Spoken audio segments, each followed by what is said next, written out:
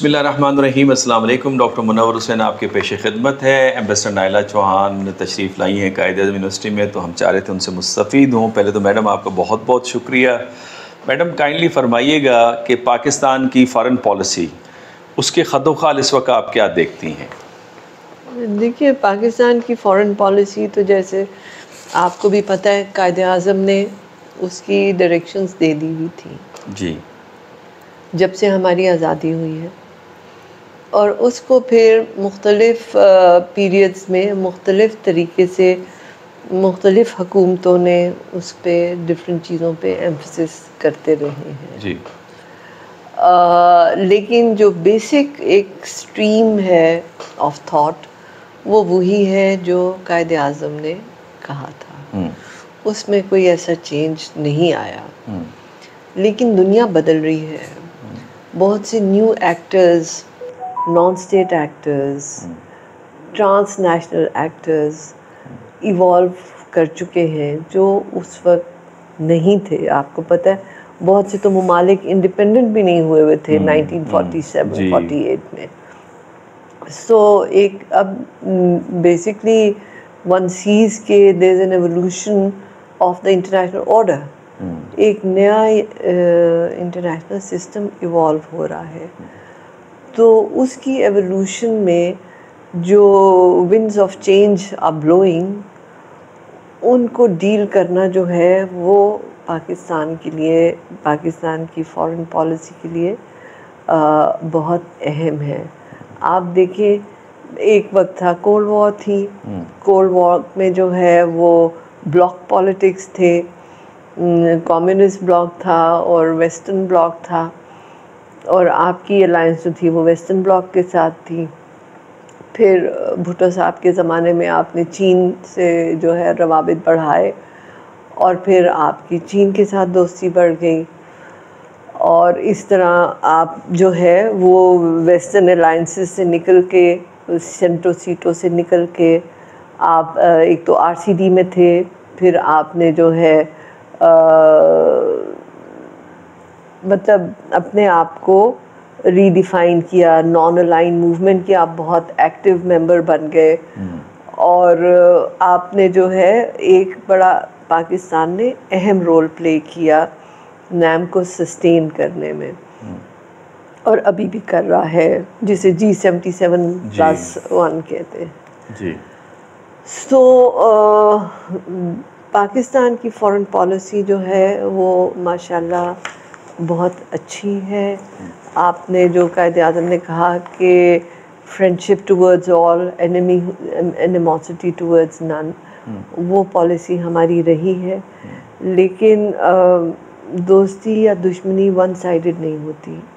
اس میں آپ کو دوسری سائڈ سے بھی وہ رسپانس چاہیے ہوتا ہے.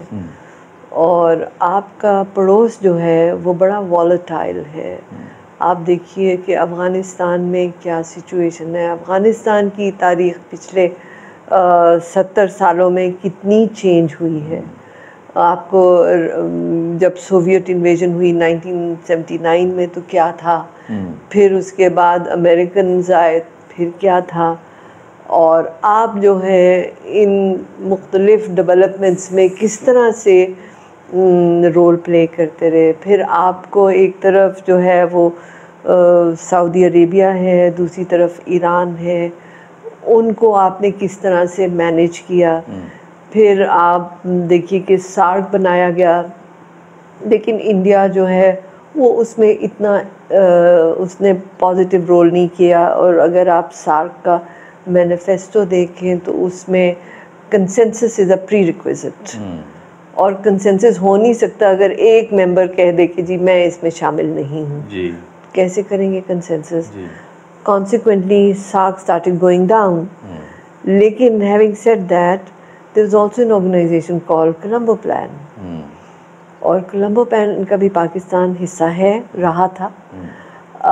لیکن سم ہاؤ ہماری جو لیڈرشپ رہی اس کا فوکس اتنا کولمبو پلان کی طرف نہیں رہا.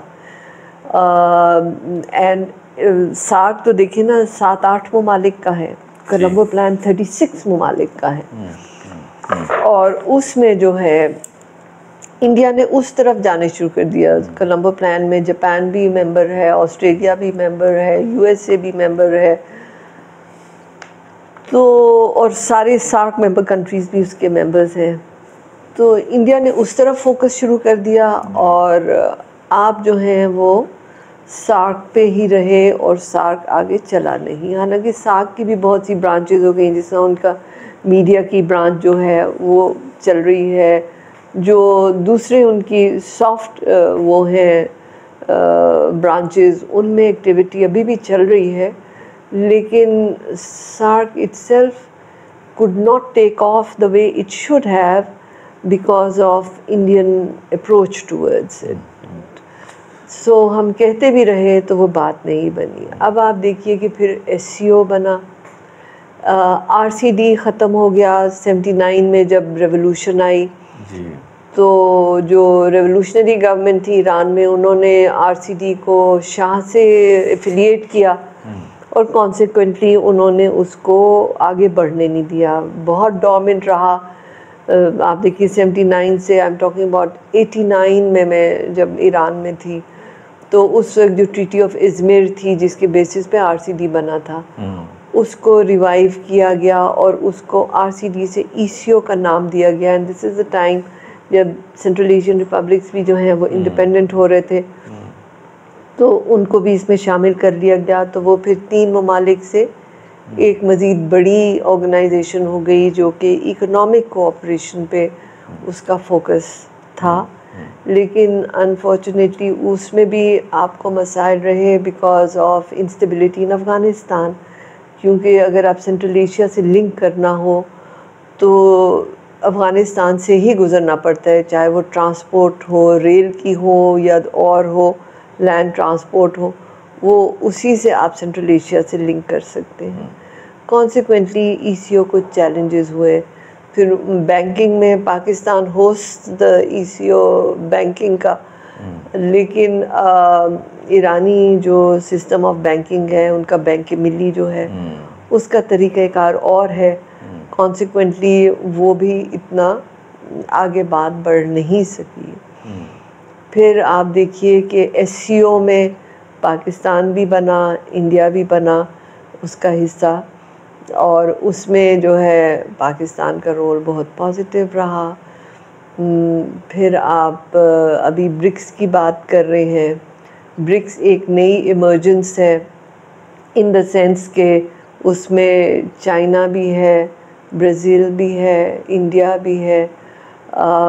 اس میں جو ممالک پہلے بڑے ممالک تھے ان کی وہ تھی, لیکن اب دے آر اوپننگ اپ. سو اب سعودی عربیہ بھی, ارجنٹینا بھی, اور ممالک جو ہیں اس میں شامل ہونے لگے. پاکستان بھی اب سوچ رہا ہے اس کا حصہ بننا, لیکن اس میں USA نہیں ہے. اور اس میں ڈی ڈالرائزیشن کی بات ہو رہی ہے given the economic crisis in the world, اور کس طرح سے ڈالر کی وجہ سے کتنے ممالک میں جو ہے انفلیشن اور اکنامک جو ہے ہارڈ شپ آئی اور آ رہی ہے. سو اس کا ایک کاؤنٹر حل نکالنا تھا, کیونکہ جو بریٹن ووڈ سسٹم جس سے کہ 1945 کے بعد ورلڈ اکانومی بنی تھی, اکنامک آرڈر تھا جس سے IMF بھی, ورلڈ بینک بھی, یہ ساری انسٹیٹیوشنز بھی بنائی گئیں, فائنینشیل انسٹیٹیوشنز. ان کا طریقہ کار جو ہے وہ اب دنیا چیلنج کر رہی ہے. سو آپ دیکھیں کہ IMF کا ارجنٹینا بھی ڈیفالٹر ہے, اور ان کی اکانومی جو ہے وہ بہت مشکلات میں ہے. تو ایک آلٹرنیٹ سسٹم جو زیادہ جوڈیشس ہو وہ دنیا کے لیے اب ضروری ہو گیا, کیونکہ یہ جتنی بھی انسٹیٹیوشنز بنی, چاہے وہ UN بھی تھا, تو وہ آپ دیکھیے کہ post World War II mind set سے ورلڈ پاورز نے بنایا, اور بہت سے ممالک اس وقت آزاد بھی نہیں تھے, تو وہ ان کا ایک ایجنڈا تھا. اب آپ دیکھیے کہ UN میں جنرل اسمبلی کی ممبرشپ جو ہے کتنی زیادہ ہے, اور آپ کی سیکورٹی کاؤنسل کی ممبرشپ کتنی ہے. تو UN میں بھی ریفارمز کی بات کر رہے ہیں, لیکن اب اس میں دیکھیے کہ انڈیا بھی جسارت کر رہا ہے परमानेंट मेंबरशिप की इन द सिक्योरिटी काउंसिल, तो सवाल उठता है कि जो मुल्क UN सिक्योरिटी काउंसिल की रेजोल्यूशंस की वायलेशंस करे वो किस तरह से ये जसारत कर सकता है। और ये इनलार्जमेंट की जब बात होती है तो पाकिस्तान ने फिर कुछ लाइक माइंडेड कंट्रीज़ के साथ मिलके कॉफ़ी क्लब बनाया, उसमें डिस्कस किया कि किस तरह से इसको आगे बढ़ना है। सो हमारे जो डिप्लोमेट्स थे, दे were very aware of what was going on and they utilize the opportunities for Pakistan. तो फॉरेन पॉलिसी एक बड़ी लंबी कहानी और बहुत कॉम्प्लिकेटेड है। ये बड़ा आपने बहुत सारी चीज़ें मैडम बड़े आसान अल्फाजों में बड़े मुख्तसर वक्त में आपने बता दिया कि पाकिस्तान की फॉरेन पॉलिसी में क्या क्या हमारे इक़दामात हैं। मैडम ये क्या बात है कि पेरिफेरल नेशंस के अंदर जितनी भी इंटर गवर्नमेंटल ऑर्गेनाइजेशंस वजूद में आती हैं वो इस तरह सक्सेसफुल नज़र नहीं आती जिस तरह से डेवलप्ड नेशंस की ऑर्गेनाइजेशंस हमें नज़र आती हैं। बिलफर्ज यूरोपियन यूनियन बड़ी सक्सेसफुल एक सक्सेस स्टोरी आपको नज़र आती है, G7 जो है सक्सेस स्टोरी है, लेकिन सार्क जिसमें फंक्शनलिस्ट अप्रोच ली गई लेकिन सक्सेस स्टोरी नहीं है। अरब लीग का भी कोई हमें ज़्यादा कोई इतनी कामयाबियाँ नज़र नहीं आती। SCO का जिक्र आपने खुद कर दिया। तो ये वजह क्या है? एक तरफ वेस्टर्न वर्ल्ड या डेवलप्ड नेशंस की जो ऑर्गेनाइजेशंस हैं उनका इन्फ्लुएंस भी बढ़ रहा है, कारोबार भी अच्छा कर लेते हैं, सियासी मकासद भी हासिल कर लेते हैं, और हम आपस में मिलते भी नहीं हैं जैसे सार्क का अशर है। देखिए इसमें दो चीज़ें, I don't think it's fair to compare them. एक तो ये कि वो अंग्रेजी का मुहावरा है ना, मनी मेक्स द मेयर गो। तो जिनके पास पैसा है वो उनकी फंडिंग है, उनके फिर प्रोजेक्ट्स भी जो हैं वो कामयाब होते हैं। हमारे पास तो पैसा नहीं है और यही प्रॉब्लम है जो आप ग्लोबल नॉर्थ और ग्लोबल साउथ की बात करते हैं। तो उसमें ये एक अहम डिबेट है। WTO में भी है, आप देखिए WTO की भी एवोल्यूशन, पहले GATT था फिर वो WTO बना।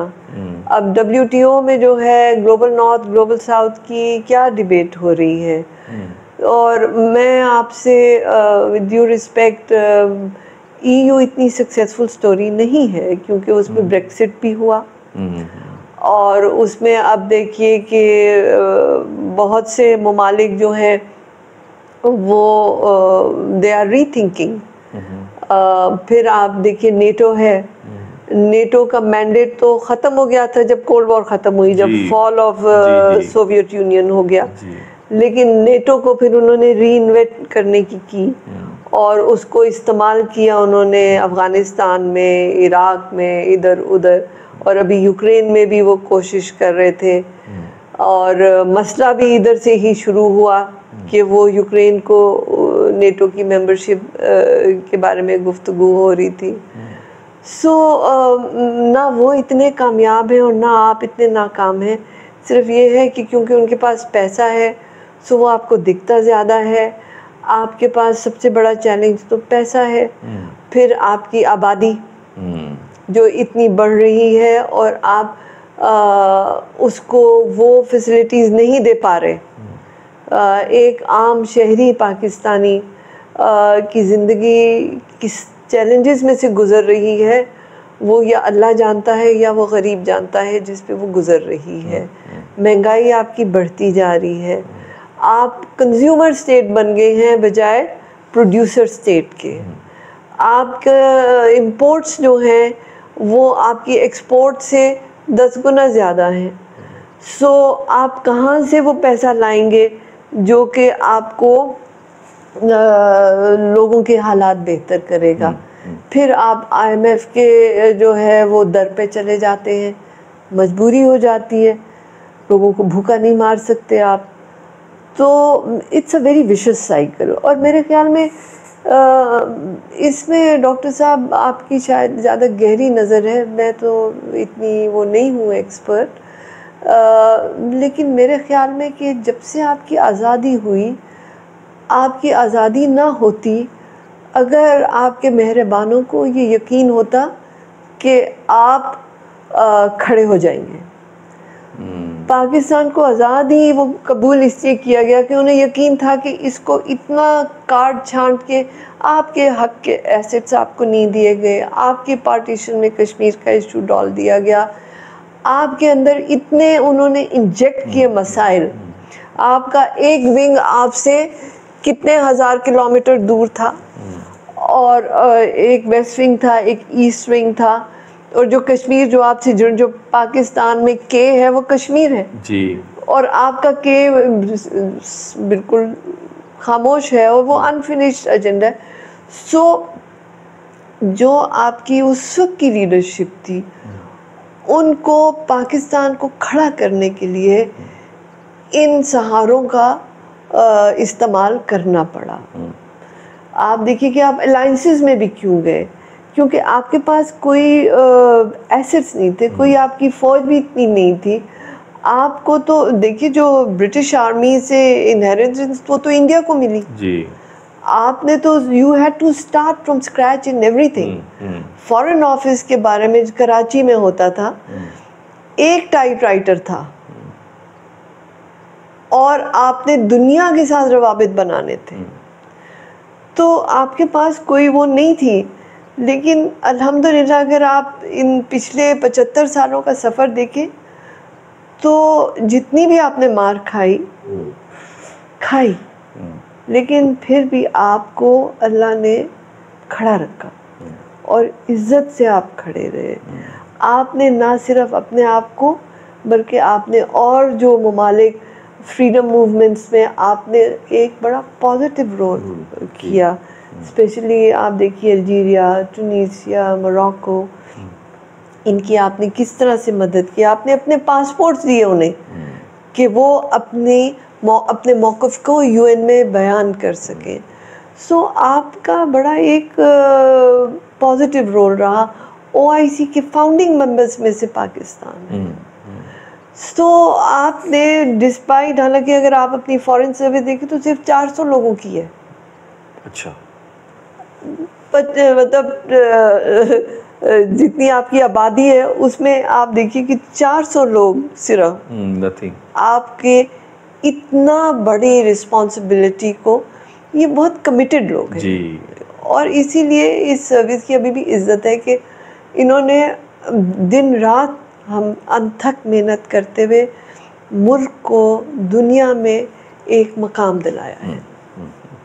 اچھا میڈم, انڈیا کی پوزیشن کو آپ کیسے دیکھتی ہیں؟ ایک طرف یو ایس اور اسرائیل کے ساتھ بہت قربتیں ہیں, اور دوسری طرف برکس کے اندر بڑا ایک اہم ملک کے طور پہ بھی کام کر رہا ہے. تو یہ کیا کمپلیکسٹی اسے کہیں گے, یا انڈیا کے لیے ڈائلیما کہیں گے, یا انڈیا کی ڈپلومیسی کا سکسیس کہیں گے کہ وہ ایک فائن بیلنس مینٹین کرنے میں کامیاب ہوا ہے کہ امریکہ سے بھی یاری ہے, اسرائیل کے ساتھ بھی قربتیں ہیں, اور برکس میں بھی ایکٹیو ہیں؟ I wouldn't say that. Basically دیکھیے انڈیا کی پالیسی ہمیشہ سٹنگ آن دا فینس رہی ہے, اور آپ دیکھیے کہ وہ کوارڈ کا حصہ بھی بنا, لیکن ان کو جو ہے وہ جو ایکسپیکٹ کر رہا تھا ویسٹ کہ یہ چین کے خلاف کھڑے ہوں گے, وہ نہیں کیا انڈیا نے.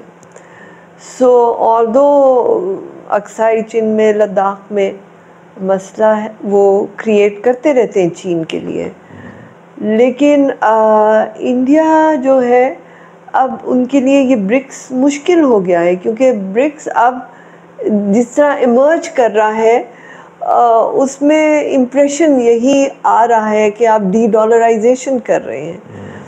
تو although India is doing trade with for example Russia and other countries in other currencies, لیکن وہ یو ایس کے ساتھ اور اسرائیل کے ساتھ بھی بہت نزدیک ہے.